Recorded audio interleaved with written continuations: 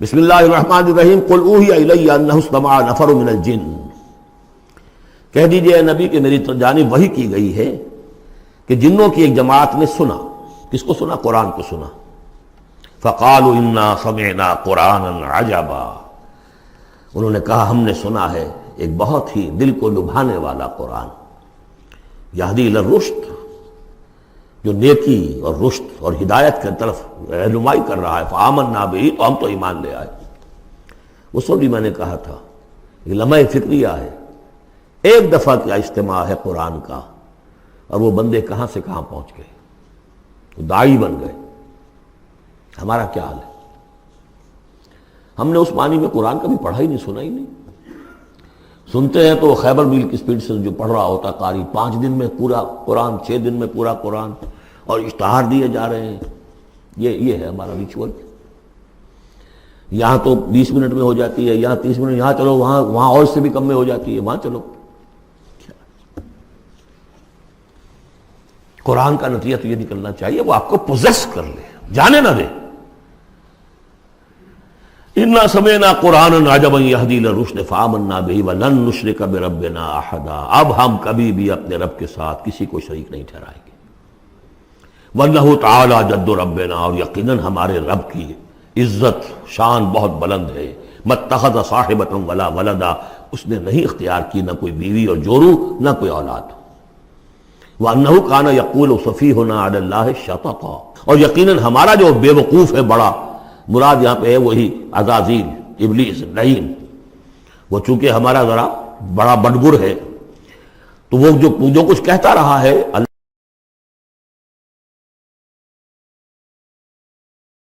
وَأَنَّا ظَنَنَّا أَن لَّن تَقُولَ الْإِنسُ وَالْجِنُّ عَلَى اللَّهِ كَذِبًا، ہم تو اس گمان میں رہے، خوش گمانی میں، کہ جن اور انسان اللہ تعالیٰ کے اوپر جھوٹ نہیں باندھیں گے، لیکن وہ بدماش تو جھوٹ باندھتا رہا۔ ہم نے اپنی شرافت میں اس کی بات کو مان لیا۔ وَأَنَّهُ كَانَ رِجَالٌ مِّنَ الْإِنسِ يَعُوذُونَ بِرِجَالٍ مِّنَ الْجِنِّ فَزَادُوهُمْ رَهَقًا، اور یہ کہ جو انسانوں میں سے مرد ہیں وہ جنات کے مردوں میں کی حفاظت پکڑتے ہیں۔ یہ ہوتا تھا ان کا طریقہ، وہ سمجھتے تھے کہ بیابان میں جو ہے جنات رہتے ہیں اور وہ ان کے جو ہیں سردار بھی ہیں، تو اب راستے نے پڑاؤ ڈالا ہے جنگل میں، تو سب سے پہلے کہتے تھے کہ ہم اس جنگل کے، اس بیابان کے جنات کی ہم پناہ میں آتے ہیں۔ اب وہ سنتے ہوں گے یہ بے وقوف، یہ آدم کی اولاد، ہمارے تو جد امجد کو نکال دیا گیا جنت سے اس لیے کہ اس کو سجدہ نہیں کیا، یہ ہمیں معبود بنائے بیٹھے ہیں، ہماری پناہ طلب کر رہے ہیں۔ لہذا ان میں اور سرکشی پیدا ہو گئی، اور اکڑ گئے کہ یہ انسان ہو کر یہ ہماری پناہ مانگ رہے ہیں، ہم سے طلب کر رہے ہیں پناہ، تو اس سے ان کے اندر اور زیادہ سرکشی پیدا ہو گئی۔ وَأَنَّهُ كَانَ رِجَالٌ مِّنَ الْإِنسِ يَعُوذُونَ بِرِجَالٍ مِّنَ الْجِنِّ فَزَادُوهُمْ رَهَقًا وَأَنَّهُمْ ظَنُّوا كَمَا ظَنَنتُمْ أَن لَّن يَبْعَثَ اللَّهُ أَحَدًا، اور دیکھو انہوں نے بھی ایسا ہی سمجھا جیسا کہ تم نے سمجھا ہوا ہے کہ اللہ کسی کو نہیں اٹھائے گا۔ اس کے 2 معنی ہیں، یعنی بعد سے بعد الموت کوئی نہیں ہے، مرنے کے بعد جی اٹھنا نہیں ہے، اور یہ بھی کہ شاید اب اللہ کسی اور کو رسول بنا کر نہ بھیجے، أن يبعث الله أحدا، اس لیے کہ 600 برس بیت چکے تھے، وہ تورات سے واقف تھے جو سورہ احقاف میں تذکرہ آیا ہے۔ فترت وہی 600 برس، اور یہ طویل ترین وقفہ تھا نبوت کا، کہ کوئی نبوت کوئی رسالت دنیا میں نہیں، تو ان کو یقیناً اس سے خیال ہوا ہوگا کہ بس اب ختم ہوا معاملہ، اب کوئی اور رسول نہیں آئے گا۔ وَأَنَّا لَمَسْنَا السَّمَاءَ، اور ہم نے ذرا ٹٹولا آسمان کو، ہم نے چاہا کچھ خبریں لے کر آئیں ذرا غیب کی۔ فَوَجَدْنَاهَا مُلِئَتْ حَرَسًا شَدِيدًا وَشُعُبًا، تو ہم نے تو پایا اس کو کہ وہ بھرا ہوا ہے سخت چوکیداری سے، اور انگارے رکھے ہوئے ہمیں کھدیڑنے کے لیے۔ یعنی یہ کہ ہمیں معلوم ہو گیا کہ کوئی واقعی وقت ایسا ہے، کیونکہ یہ سارا انتظام خاص طور پر جب کہ وہی یہ نبوت آتی تھی تو اہتمام کر لیا جاتا تھا۔ عام حالات میں کوئی بات نہیں، روح اتر رہے ہیں فرشتے، اور یہ جو ہیں یہ آگ سے بنے ہیں، وہ نوری ہیں یہ ناری ہیں، کچھ نہ کچھ ان سے یارانہ گانٹھ کے کچھ نہ کچھ ان سے لے لیتے تھے، یا یہ کہ اچک لیا، من استرق سرقۃ، کسی نے کوئی چیز جو ہے کہیں سے لے لی۔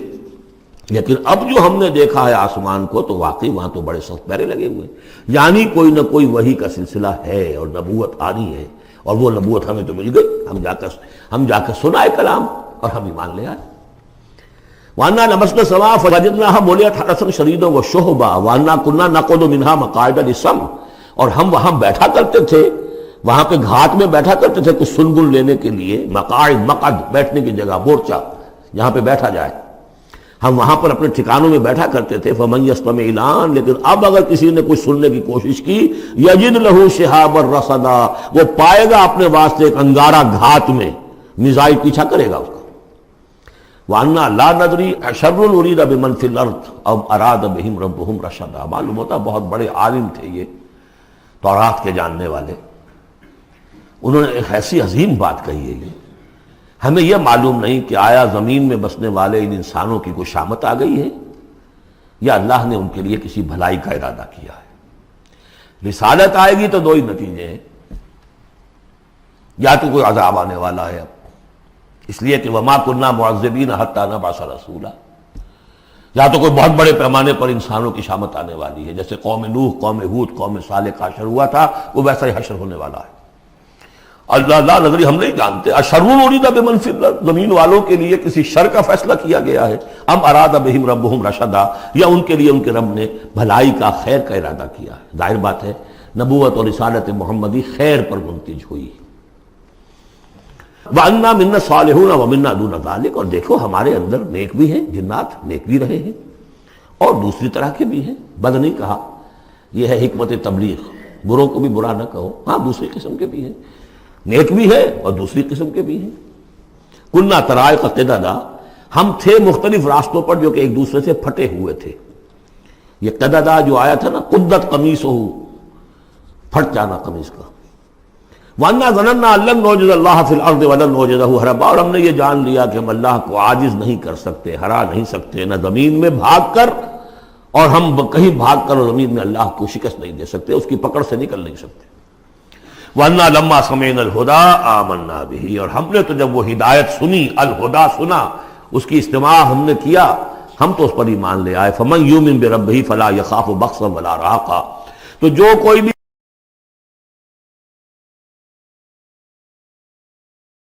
زبردستی ہوگی، کچھ زیادتی ہوگی، جیسے جیسے ان کے اعمال صالحہ ہیں پورے پورے اللہ تعالیٰ ان کا اجر ان کو دے دے گا۔ وَأَنَّا مِنَّا الْمُسْلِمُونَ وَمِنَّا الْقَاسِطُونَ، اور دیکھو ہمارے اندر وہ بھی ہیں جو فرما بردار ہیں اور وہ بھی ہیں جو بے انصافی کرتے ہیں۔ یہ قسط کے لفظ کے ساتھ سمجھ لیجئے، جب یہ ثلاثی مجرد میں آتا ہے تو قاسط اس میں فاعل بنا، وہ ناانصاف کے معنی میں ہے، یہ باب افعال کے خواص میں سے ہے، سلب ماخذ اس کو کہتے ہیں۔ جب باب افعال میں آئے گا تو اس کے معنی ہے عدل و انصاف، اور جب ثلاثی مجرد میں آئے گا تو نا انصافی۔ قاسطون فمن اسلم فاولئک تحروا رشدا، جو لوگ اسلام لے آئے، اطاعت قبول کر لی، تو انہوں نے تو گویا کہ ڈھونڈ نکالی خیر کی راہ، نیکی کی راہ انہوں نے تلاش کر لی۔ وَأَمَّا الْقَاسِطُونَ، اور جو بے انصاف ہے، فَكَانُوا لِجَهَنَّمَ حَطَبًا، وہ لوگ جو ہے پھر جہنم کا ایندھن بن کر رہیں گے۔ یہاں تک ان کی تقریر ہے جو انہوں نے تبلیغ کی ہے۔ اب جو بات آگے آ رہی ہے یہ خود اللہ کی طرف سے کلام ہے۔ أَن لَوِ اسْتَقَامُوا عَلَى الطَّرِيقَةِ لَأَسْقَيْنَاهُم مَّاءً غَدَقًا، اور یہ کہ یہ اگر لوگ اپنے اس طریقے پر جو طریقہ انبیاء کا تھا، جو آدم نے دیا تھا، جو نوح نے دیا تھا، یہ چلتے رہتے تو ہم انہیں خوب پلاتے، پانی بھر بھر کر خوب سیراب کرتے ان کو۔ یہاں لفظ طریقت آیا ہے قرآن میں، شریعت، طریقت۔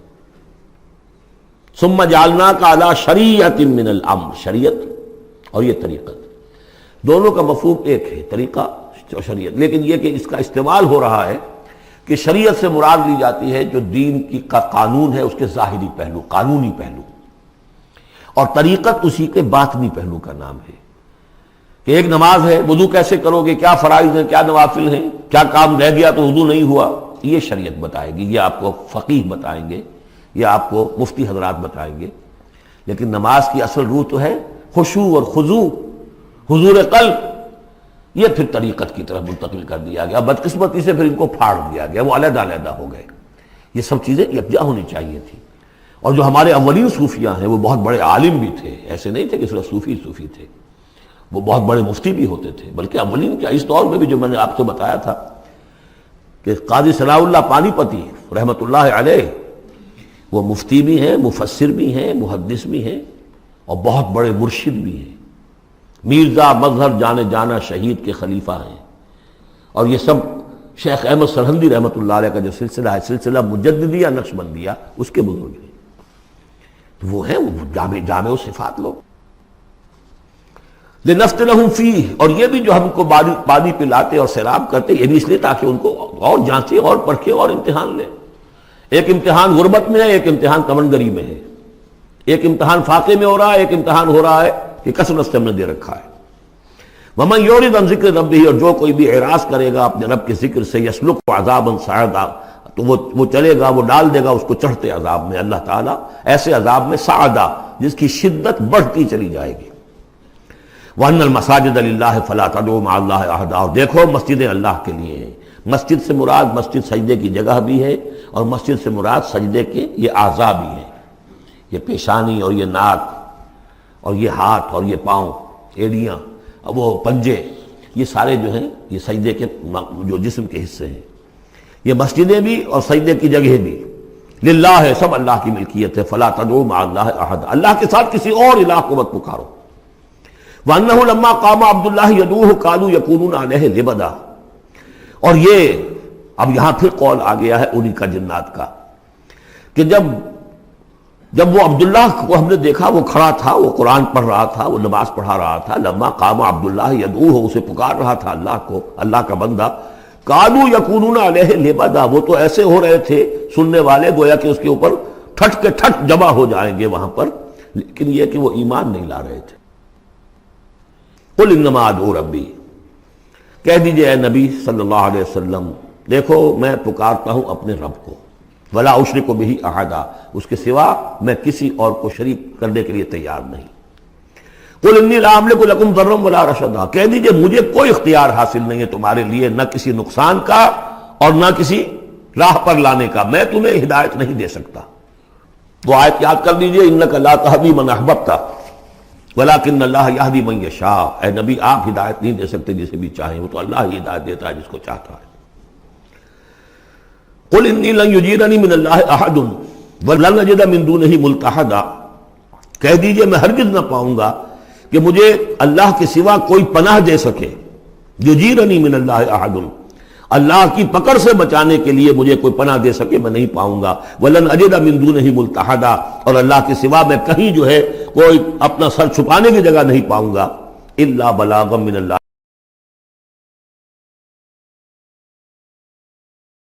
فریضہ سر انجام دوں. اگر میں نے یہ کام نہیں کیا تو میں پکڑا جاؤں گا. فَلَنَسْأَلَنَّ الَّذِينَ أُرْسِلَ إِلَيْهِمْ وَلَنَسْأَلَنَّ الْمُرْسَلِينَ، ہم تو پوچھ کر رہیں گے ان سے بھی جن کی طرف رسولوں کو بھیجا، اور پوچھ کر رہیں گے رسولوں سے بھی. وَمَنْ يَعْصِ اللَّهَ وَرَسُولَهُ، جو کوئی بھی اللہ اور اس کے رسول کی نافرمانی کرے گا، فَإِنَّ لَهُ نَارَ جَهَنَّمَ خَالِدِينَ فِيهَا أَبَدًا، تو اس کے لیے تو پھر جہنم کی آگ ہے جس میں وہ ہمیشہ ہمیش رہے گا. حتیٰ اذا رأوا ما یوعدون، یہاں تک کہ جب وہ دیکھیں گے جس چیز کی انہیں دھمکی دی جا رہی ہے. فَسَيَعْلَمُونَ مَنْ أَضْعَفُ نَاصِرًا وَأَقَلُّ عَدَدًا، اس وقت انہیں معلوم ہو جائے گا کون کمزور ہے مددگاروں کے اعتبار سے اور کون اقلیت میں ہے تعداد کے اعتبار سے. وہ تانے دیتے تھے نا کہ دیکھو محمد تمہارے پاس تو بیٹھے بھی ہوتے ہیں تو ہمارے کمی کاری بڑے لوور طبقات کے لوگ، اور وہ بھی چند ہوتے ہیں، دیکھو جا کے ابو جہل کی محفل بھری ہوئی ہے، بڑے بڑے لوگ بیٹھے ہوئے ہیں وہاں پر. اس وقت معلوم ہو جائے گا من اضعف ناصرا واقل عددا. یہ سورہ مریم میں بہت تفصیل سے یہ مضمون آیا ہے.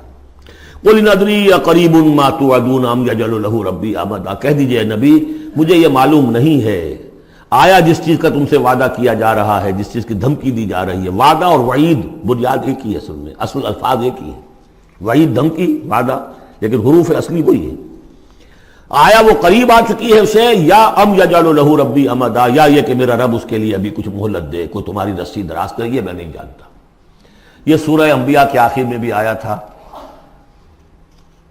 قل ادری اقریب ام بعید ما توعدون، کہہ دیجئے اے نبی میں نہیں جانتا کہ جس چیز کا تم سے وعدہ کیا جا رہا ہے وہ قریب آ چکی ہے یا بھی دور ہے. عالم الغیب، وہی ہے غیب کا جاننے والا. فلا یظہر علی غیبہ احدا، وہ اپنے غیب پر کسی کو مطلع نہیں کرتا. الا من ارتضی من رسول، سوائے جس کو وہ چاہے اپنے رسولوں میں سے. یہ بہت اہم قانون ہے قرآن کا، اور اس میں سارا مسئلہ علم غیب کا حل ہوتا ہے. ایک بات تو یہ کہ ہمارے جو بھی بریلوی بھائی ہیں وہ بھی مانتے ہیں، 4 باتیں وہ مانتے ہیں. 3 میں نے ایک مرتبہ تحقیق کی تھی بڑی مفصل، جا کر بعد لوگوں سے ملاقات کی، ابھی میں طالب علم تھا. کہا دیکھیے ہم ثابت مانتے ہیں اس بات کو، نبی کا علم ذاتی نہیں عطائی ہے، اللہ نے جو دیا وہی ہے، نبی کا علم قدیم نہیں حادث ہے، پہلے نہیں تھا پھر ہو گیا، اللہ نے دے دیا تو ہو گیا، اور نبی کا علم غیر محدود نہیں محدود ہے۔ میں نے کہا یہ تین باتیں جو شخص مان لے میرا اس سے اب کوئی جھگڑا نہیں رہا۔ لیکن ہمارے ہاں کچھ لوگوں نے ایک ڈیفینیشن کر لی علم غیب کی، علم غیب وہ ہے جو بغیر کسی کے بتائے خود حاصل ہو جائے۔ اس اعتبار سے تو میرے پاس بھی علم غیب ہے، نہیں یعنی کسی کے پاس کوئی علم ہے ہی نہیں، ہمیں دیا اساتذہ نے دیا، حضور کو دیا اللہ نے دیا، جبریل کو دیا اللہ نے دیا، اس معنی میں تو ذاتی علم تو کوئی بھی نہیں مانتا کسی کا، علم تو دینے سے ہوتا ہے۔ البتہ علم غیب کسے کہتے ہیں؟ وہ چیزیں جو ہماری نگاہوں سے چھپا دی گئی ہیں، وہ عالم غیب ہے، جنت ہے، دوزخ ہے، فرشتے ہیں، یہ سب کیا ہے؟ عالم غیب۔ تو نبیوں کو تو کچھ نہ کچھ حصہ اس کا دکھایا جاتا ہے تو نبی بنتے ہیں نا، ورنہ میرے اور نبی میں فرق کیا ہوا پھر؟ اگر میرا بھی علم وہی ہوتا ان السمع والبصر والفؤاد، تو میرے علم اور حضور کا بھی علم یہی ہوتا تو فرق کیا ہوا؟ حضور نے تو اس دوسرے علم کے اعتبار سے تو صاف کہہ دیا انتم عالم بامور دنیاکم، لیکن حضور کو معراج میں جنت دکھا دی، دوزخ دکھا دی۔ زمین پر رہتے ہوئے آپ نماز پڑھا رہے تھے، غالباً وہ جو کہ نماز پڑھائی جاتی ہے جبکہ بارش نہیں ہوتی، استسقاء کی نماز، اسی کے دوران اچانک ایک دفعہ آپ آگے بڑھے، لوگ حیران ہوئے کیا ہوا ہے، ایک دفعہ پیچھے ہٹے، لوگوں نے پوچھا بعد میں کہ حضور یہ نماز کا حصہ تھا، یعنی ہم بھی پھر اسی طرح کیا کریں اس نماز کے اندر؟ یہ فرمایا نہیں، اصل میں میرے سامنے جنت لے آئی گئی، اب بے اختیار میرا ہاتھ بڑھ گیا کہ میں اس کا پھل توڑ لوں، اور میرے سامنے اس کے بعد دوزخ لے آئی گئی، اور اس کا جو بھبکا آیا گرمی کا، اس سے میں بے اختیار پیچھے ہٹا۔ دنیا میں سیر کرا رہے ہیں، بہرحال یہ غیب ہی میں سے ہے۔ البتہ کل غیب یہ جو مانے اللہ نبی کے لیے وہ کافر ہے، اور وہ مانتے ہیں، بریلوی بھی مانتے ہیں، کل غیب کا کوئی سوال ہی نہیں۔ نبی کا علم محدود ہے، نبی کا علم حادث ہے، نبی کا علم عطائی ہے، تین باتیں مان لیجئے۔ باقی نبی کا علم کتنا تھا کتنا نہیں تھا یہ میں کون ہوں ناپنے والا، اور آپ کون ہیں ناپنے والے؟ دیا اللہ نے جو دیا، بتایا جو بتایا، اللہ اللہ اور خیر صلی اللہ۔ تو یہ عالم الغیب وہ ہے غیب کا جاننے والا، فلا یظہر علی غیبہ احدا، تو وہ نہیں مطلع کرتا اپنے غیب پر کسی کو، ہاں الا من ارتضی بالرسول، سوائے اپنے رسولوں کے۔ کذالک نری ابراہیم ملکوت السماوات والارض، یہ ہم نہیں پڑھ چکے؟ ابراہیم کو بھی ملکوت دکھائے، حضور کو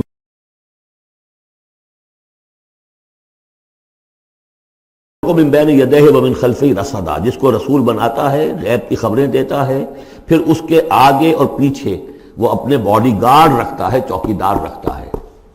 جسلو کو من بین یدیہ ہے، اس کے سامنے بھی، ومن خلفہ ہی، پیچھے سے بھی چوکیدار، حفاظت کرنے والے۔ لیعلم ان قد ابلغوا رسالات ربہم، تاکہ یہ بات بالکل واضح ہو جائے کہ انہوں نے واقعتاً اپنے رب کے پیغامات پہنچانے کا حق ادا کر دیا، جیسا کہ حضور نے پوچھ کر جواب لیا تھا، انا نشہد انک قد بلغت الرسالۃ وادیت الامانۃ وکشفت الغمۃ ونصحت الامۃ، ہم گواہ ہیں حضور۔